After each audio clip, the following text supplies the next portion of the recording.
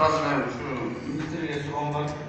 Жашыбек Алиевич, сизге буга чейин келип кеткен экен, Токтогул районунун тургундары акими баш болуп, Ош Бишкек жолунда Саргамыш деген айыл бар. Билесизби ушуну?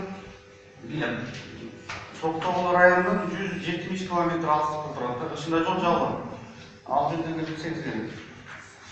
Анан ошону бул Бишкек Ош жолуна жаңы курулуп аткан. Ушуга 12 километр экен да. Кошуп койсо, ушу көйгөйдүн баары чечилчү деди. Ушу Саргамыш айылдагы жол кышында мына ноябрь айында, ноябрь октябрда жабылат.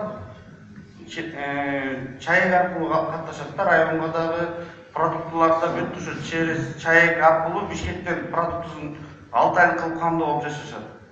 Анан ушуну бир жакшылап өзүңүз алып койсоңуз.